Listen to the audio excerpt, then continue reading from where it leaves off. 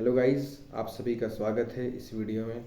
और इस वीडियो में आपसे बात करने वाले हैं एडेप्टेबिलिटी टेस्ट के बारे में, जो आईसीजी में कंडक्ट करा जाता है स्टेज 2 में।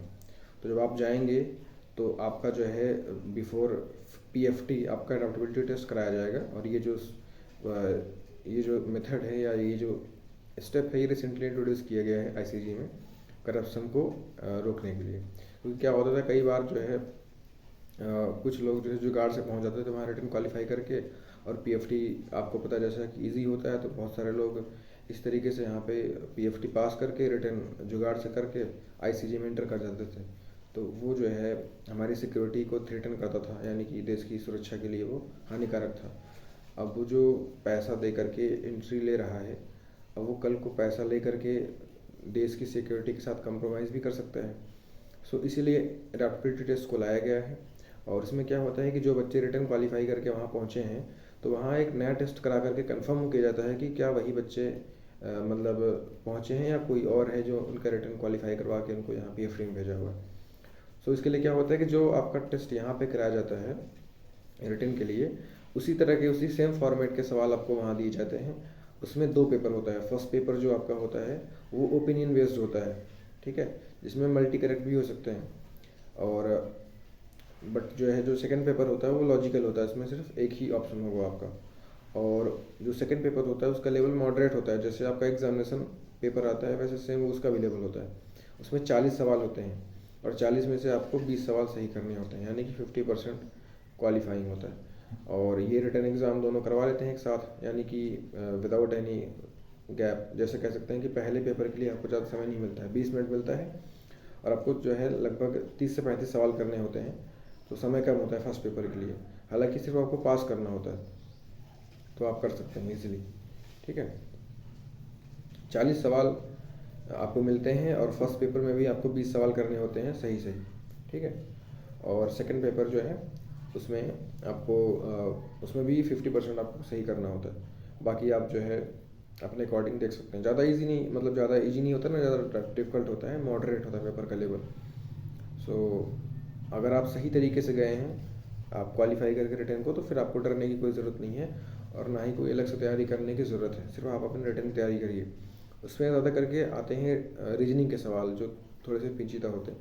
तो आपको किसी भी सवाल में फंसना नहीं है। आपको पता है टाइम की लिमिट है, आपको 20 ही सवाल सही करने हैं। जो फर्स्ट फ्लो में आ रहा है उसको सही कर दीजिए, और नहीं आ रहा है तो उसको तुरंत के तुरंत गेस मार के आगे निकल जाइए, क्योंकि यहाँ नेगेटिव मार्किंग एडेप्टेबिलिटी टेस्ट में भी नहीं होती, ऊपर लिखा होता है, आप पढ़ सकते हैं, ठीक है। तो यानी कि करना ये है, पहले सवाल आपको देखना है, ठीक, 3 से 4 सेकंड में आपको लगा कि हो जाएगा तो ठीक। अगर आपको लगा कि नहीं हो पाएगा, हम कितना भी ट्राई करेंगे 1-2 मिनट तो भी नहीं हो पाएगा, तो उसको कोई भी तुक्का मार कर निकल जाइए अगले सवाल पे, ठीक है। अगर अगर अगला सवाल आपको ऐसा मिला जो आपको लगा कि हो सकता है लेकिन 1 मिनट का समय लग सकता है, तो उसको जो है आप इस टिक कर दीजिए कि अभी समय मिलेगा तो वापस आएंगे, ठीक है। लास्ट के 1 से 2 मिनट आपको छोड़ने हैं, वो उसको अभी बताऊंगा क्यों छोड़ने हैं। अगले सवाल पे बढ़ जाएंगे। अगला सवाल आपको जैसे मान लो कि 25 से 30 सेकंड में हो जाएगा, तुरंत सॉल्व करके टिक करके आगे बढ़ जाइए। ऐसे सारे गोले आपको कर देने हैं। तो देखो, जीके, इंग्लिश और साइंस, इन तीनों में तो कोई दिक्कत है ही नहीं। इन तीनों में आपको आ रहा है तुरंत टिक करके आगे चले जाइए। तो मैथ और रीजनिंग में प्रॉब्लम आती है टाइम की, तो उसमें मैंने आपको बता दिया कि जो आपको सवाल पहली बार में आ रहे हैं उनको कर दीजिए, जो नहीं आ रहे हैं उनको जो है या तो फिर आपको लगा कि आएगा ही नहीं तो उसको टिक मार के आगे बढ़ जाइए, और लगा कि नहीं आ जाएगा बट टाइम ले जाएगा आपका 1 से 2 मिनट, तो फिर उसको एक सिंगल टिक मार के छोड़ दीजिए, कभी टाइम आएगा तो। अगर मैंने आज मान लीजिए कि भी आपको जो है समय मिला है आधे घंटे का, जो मिलता है अप्रॉक्सीमेटली आधे घंटे का, तो उसमें जो है आपके मान लीजिए कि 8 से 9 मिनट बच गए हैं, तो 8-9 मिनट मोर देन सफिशिएंट है तुक्का मारने के लिए। लास्ट के आप 2 मिनट छोड़िए बस तुक्का मारने के लिए, बाकी 7-8 मिनट को आप जो है कंज्यूम कर सकते हैं, यूटिलाइज कर सकते हैं अपने उन क्वेश्चन को सही करने में जिनको आपने मार्क फॉर रिव्यू किया था, जैसे कि सिंगल टिक किया था कि बाद में इनको देखेंगे, उनको सही कर दीजिए आप। तो हालांकि आपको इतना टेंशन लेने की ज़रूरत नहीं है, ठीक है, क्योंकि आप नॉर्मली पास हो जाओगे अगर आप सही तरीके से गए हो।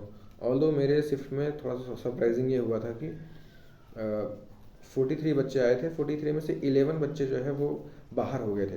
तो जैसे ही हम लोग का क्या बोलते हैं, ये एडेप्टेबिलिटी टेस्ट कराया गया, 2 पेपर हुआ था इसमें, ठीक है। तो उसके तुरंत बाद हम लोग का डीवी कराया गया, डॉक्यूमेंट वेरिफिकेशन, जिसमें सारे डॉक्यूमेंट वगैरह चेक कर रहे थे कि आपको पेयर बना करके बाहर रख देना है। तो उस दौरान वहाँ पे चेकिंग चल रही थी। तो जैसे हमारा टेस्ट हो गया दोनों, तो टेस्ट होने के बाद सारी कॉपियाँ सबमिट हो गई।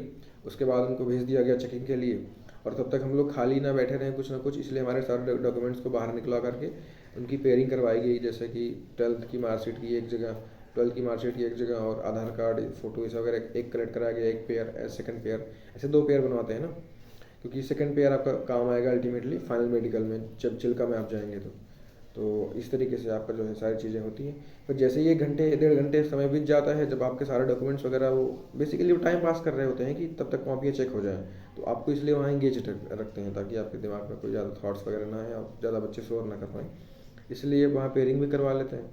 तो 1 घंटे के बाद आपको, 1 से 1.5 घंटे के बाद आपको बाहर निकलवाएंगे, लाइन में खड़ा कराएंगे, फिर लिस्ट लेके आते हैं, उनमें जिन जिन बच्चों को क्वालीफाई नहीं हुआ है उनका नाम लेते हैं।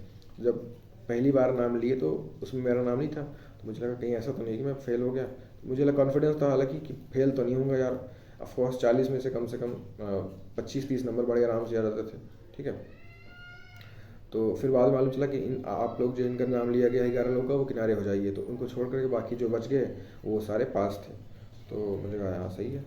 तो 43 में 11 बच्चे फेल हुए, तो रेशियो ठीक ठाक है, इतना कमज़ोर रेशियो नहीं है। आपको जो है सही तरीके से सही प्रोसेस को फॉलो करना है, तो आपको कोई टेंशन लेने की ज़रूरत नहीं है, आप एडेप्टिबिलिटी टेस्ट में भी पास हो जाएंगे। तो आप अभी फ़िलहाल फोकस करिए रिटन के एग्जामिनेशन पे, बाकी एडेप्टिबिलिटी टेस्ट में आपको कोई दिक्कत नहीं आएगी। So best of luck, bye.